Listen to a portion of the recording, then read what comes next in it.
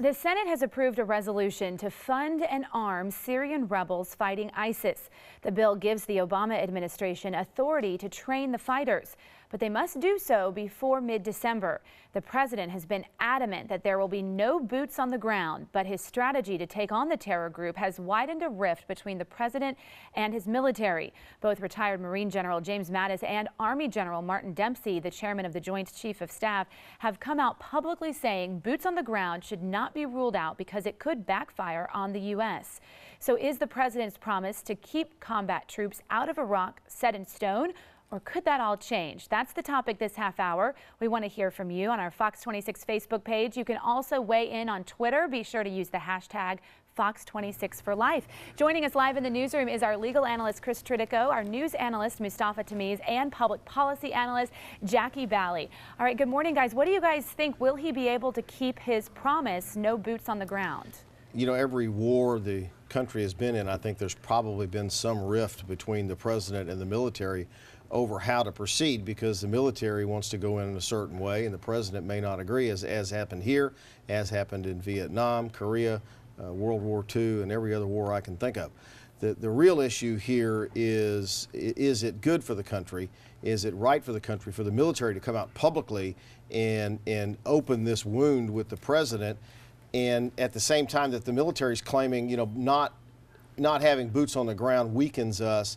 It weakens us also for our military to be openly questioning the president's decisions. And so that's really part of the problem here. Now, to answer your question, can he keep can he keep from sending troops into Iraq and Syria? I don't know, and I don't think he knows either. I think that his decision, Jackie, is based on what the public really wants right now, and that is overwhelmingly in favor of bombing. Less than 20% of the public says let's send troops in. It's not only just the residents and citizens. He also campaigned on a promise that we were not going to get engaged in another war, and he is keeping his political promise. And he's looking at the polling, and he's thinking about midterm elections and. So there are many reasons as to why he's sticking to those statements.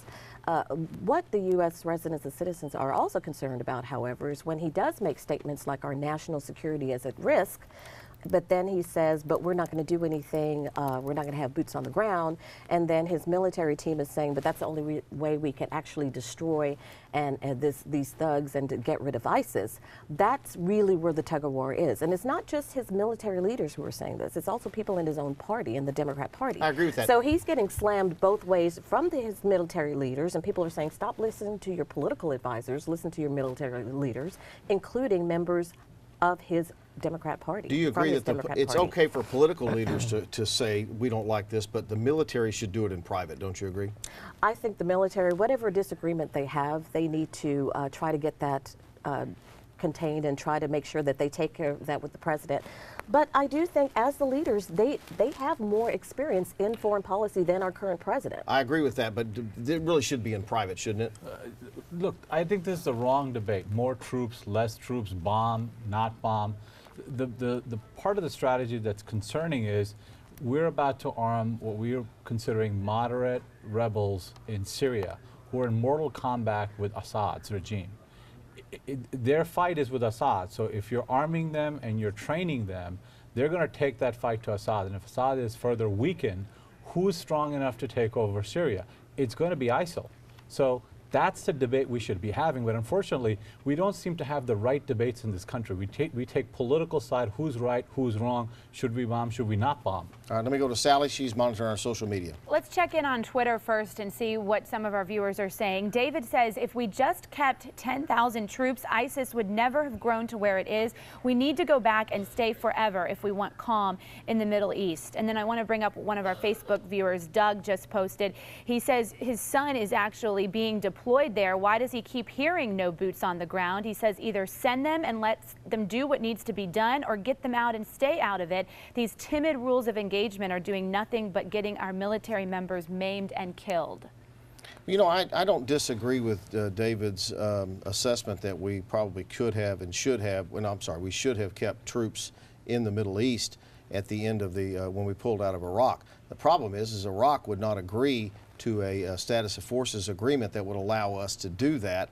And they really left the president with no choice, Jackie, but to pull the troops out. If they're not going to give us an agreement to allow our troops to be there and not subject to Iraqi law, the president had no choice.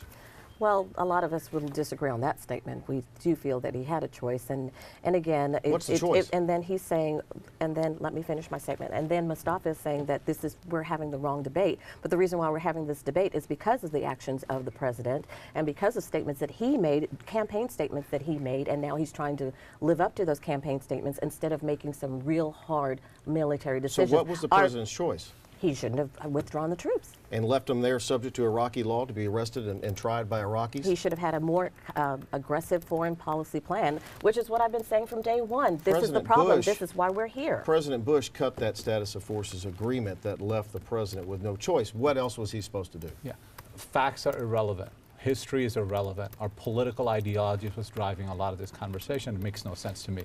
President Bush signed the agreement in status force. President Obama could have pushed as hard as he could. Maybe we would have 5,000 people as a residual force. At one point, we had over 150,000 troops in Iraq. That didn't help. That didn't create peace. The surge didn't create peace. What created peace was we started to pay actually Sunnis to fight.